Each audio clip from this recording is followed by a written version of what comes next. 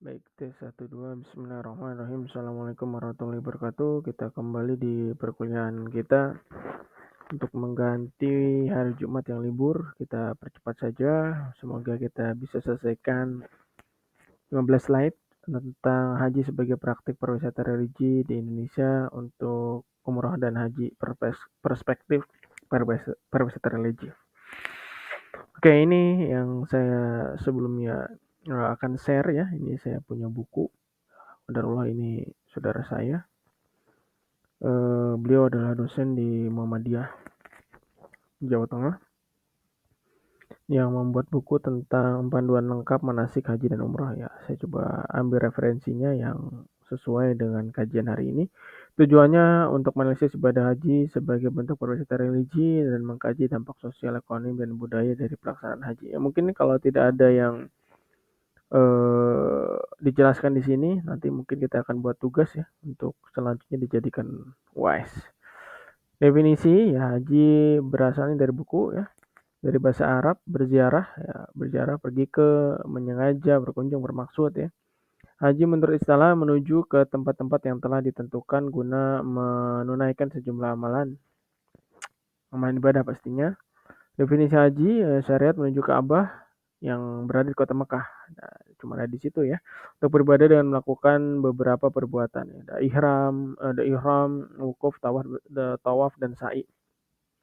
Nah, ini yang menarik jika umroh itu tidak ada wukuf ya, langsung ihram, tawaf dan sa'i saja ya. Ya, jadi yang menarik ini wukuf yang bermukim di tempat yang nanti itu sebagai representasi dari padang Arafah nanti di Yaumul Hisab. Hukum melaksanakan ibadah haji, rukun Islam yang kelima ya, dan wajib jika muslim itu mampu dan dikerjakan satu kali saja dalam seumur hidup. Sisanya adalah sunnah ya, atau mau badal haji gitu ya. Itu ada dua pendapat ya. Dan ini juga ada surat Al-Imran dan surat juga Al-Hajj ya, dari sumber Al-Quran. Syarat haji menurut Imam 4 mazhab ini yang secara global, universal dan global dunia hanya ini 4 ini ya. Hanafi, Maliki, Syafi'i dan Hambali. Hanafi Islam ihram yang dilaksanakan pada waktu dan tempat ya, ini mohon maaf ya typo. Tempat yang tepat. Dan selanjutnya Maliki syaratnya ibadah haji dan umroh adalah beragama Islam. Jadi yang non Islam tidak bisa melaksanakan ibadah ini. Ya, cuman mungkin hanya sejarah saja mungkin ya. Syafi'i dan Hambali ini kiri kanan hampir sama ya. Ini tidak ada perbedaan. Kita akan lanjut. Statistik haji Indonesia ini saya ambil dari analisis ya, dan saya coba masukkan ke analisis datanya. Ini saya ambil dari 2017 dan 2024, sempat terpuruk di 2020-2021 ini COVID ya.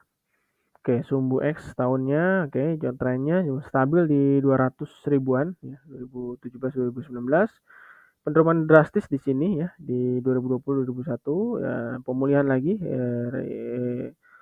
recovery, resilience di 2022 dan kuotanya 100.051. Peningkatan signifikan 2023 dan 2024 ya. Oke, kita lanjut lagi. Ini tadi datanya yang saya ambil campuran ya, ada dari data box, dari Kemenak dan Indonesia Baik, cuma ini kosong ya nilainya. Oke, ini juga saya ambil dari data yang sama, coba direpresentasikan atau digrafikan, divisualisasikan dengan bantuan aplikasi Python. Di sini kita bisa lihat untuk tingkat pendidikannya, ini yang udah sepuh-sepuh ya, baby boomers dan sebagainya ya. Terus yang kedua juga ada di SMP ya, SLT ya, SMA ya, SMA. Oke, ini SMA dan S1 ya, SMP dan lainnya ya, ini ada jumlahnya. Urutannya 67.543, 50.252 dan 46.793 yang top 3 ya. Kita akan lanjut ya. Ini proporsi untuk demografinya, ada perempuan, laki-laki, proporsinya lebih banyak yang perempuan ya. Oke, selanjutnya untuk hotel ya, di Mekah dan hotel di Madinah, proporsinya seperti ini ya dari data yang tadi, coba divisualisasikan. Demografinya ini dari umurnya, ya ini untuk kayaknya bagian dari, embarkasi atau apa namanya saya, asrama hajinya ya, ini.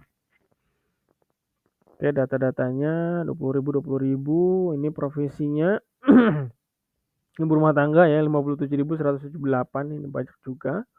Dari data yang tadi coba dipetakan lagi, swasta dan PNS sangat irisannya sangat gapnya cukup kecil ya.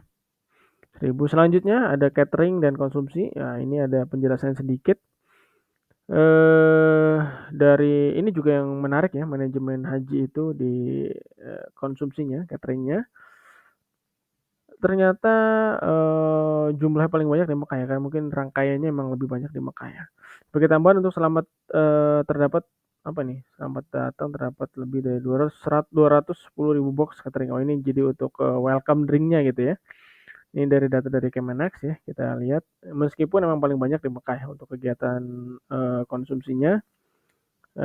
Madinah dan untuk ini di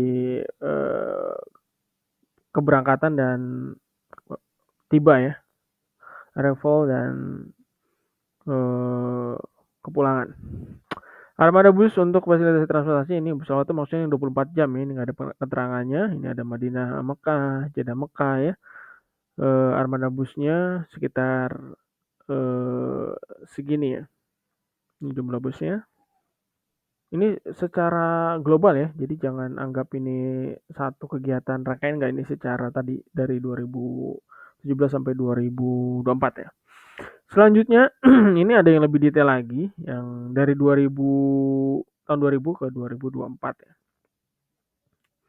Ini lebih detail lagi, kalau tadi 2017 ya, ini lebih detail lagi dari tahun 2000 ya sampai ke 2024. Next, peran pemerintah dalam lembaga dan lembaga terkait ya. Peran sebagai sentralnya di sini di Kemenak, ada dirjen-dirjennya, ya, Direktur Jenderal Penyelenggaraan Haji dan Umroh, Dirjen PHU, fungsi teknis operasional, Badan Pengelola Keuangan Haji, ini untuk bagian finansialnya, panitia penyelenggara ibadah haji untuk di lapangan teknisnya, penyelenggara ibadah haji khusus, ini untuk yang special case ya, yang special needs ya, special case. Pemerintah daerah ya dan ada DPR RI. Ini selanjutnya ada Kemenaknya, menyelenggaraan haji tetapkan sebagai tugas nasional ya. Jadi sudah ada payung hukumnya di Undang-Undang Nomor 13 Tahun 2008. Untuk Direktorat Jenderal Penyelenggaraan Haji dan Umroh Dirjen PHU menyusun bahan kebijakan teknis melaksanakan pelayanan, bimbingan, supervisi, serta pembinaan dalam pendaftaran dokumen, transportasi, akomodasi, administrasi dan dana dan sistem informasi haji. Melalui Direktorat Bina Haji, Dirjen PHU juga menyelenggarakan ada BIMTEK-nya bagi petugas yang ini ada sebagai ya pembukaan lapangan kerja juga ya, jadi dampaknya. Badan Pengelola Keuangan Haji ini yang finance-nya, ada fotonya di sana. Lembaga Genesis yang mengelola dana jemaah haji mulai menerima pengelolaan investasi hingga pengeluaran berdasarkan prinsip syariah. Oke, dan hasil pengelolaan BPKH digunakan untuk membiayai penyelenggaraan haji serta sebagian manfaatnya disebutkan kepada jemaah yang menunggu giliran keberangkatan. Selanjutnya panitia penyelenggaraan ibadah haji PPIH, ya ini ada gambar juga dari Kemenak. Garda terdepan yang mendampingi jemaah di semua tahapan haji, baik dari dalam negeri maupun di tanah suci, dengan tugas memberikan pembinaan pelayanan perlindungan sesuai amanat undang-undang. Ini wilayah seleksi ya, ini ada seleksinya juga ya, diberi pelatihan intensif untuk menjadi super team. Oke. Dan ibadah haji khusus PIHK, ini yang khusus ya. Jadi harus ada rekomendasi dari serta koordinasi pengawasan PIHK standarnya layan haji sesuai ketentuan. Oke, ini bisa lihat di Kemenak. Bertanggung jawab menyalakan paket haji berbayar khusus ya, ini haji plus ya, yang cuman masa tunggunya lebih bentar, terus kemudian visa, akomodasi premium dan penjadwalan keberangkatan yang lebih ini mungkin ada lagi selain ini, cuman ini nggak masuk, yaitu haji Furoda ya, di atasnya ini. Jadi dia nggak harus nunggu 5 tahun tapi bayar langsung berangkat. Pemerintah daerah ya melalui seleksi penyelenggaraan haji dan Kemendak daerah mengusulkan tim petugas haji daerah yang memfasilitasi lokal mendukung layanan manasik dan administrasi haji di tingkat daerah. Selanjutnya terakhir di DPR RI, menentukan dan mengesahkan besaran anggarannya. Ini jadi kayak semacam banggarnya untuk APBN di masing-masing seperti apa ya, memastikan persediaan dana untuk kebutuhan operasional, pelatihan petugas, dan pengembangan infrastruktur haji. Oke, jika ada pertanyaan, saya very welcome to discuss di Telegram atau di Google Classroom. Ya, nanti insya Allah di minggu depan kita akan mulai untuk UTS dan saya harapkan di UAS kita cukup membuat tulisan saja ya, mengkaji case study kaitannya dengan manajemen haji ya. Mungkin yang nonis bisa pakai pariwisata religi di agamanya. Baik, sekian perkuliahan dari saya. Eh, saya Ridho mengucapkan alhamdulillah alamin. Subhanakallah bihamdika asyhadu an la ilaha illa anta astaghfiruka wa atubu ilaik. Assalamualaikum warahmatullahi wabarakatuh. Terima kasih.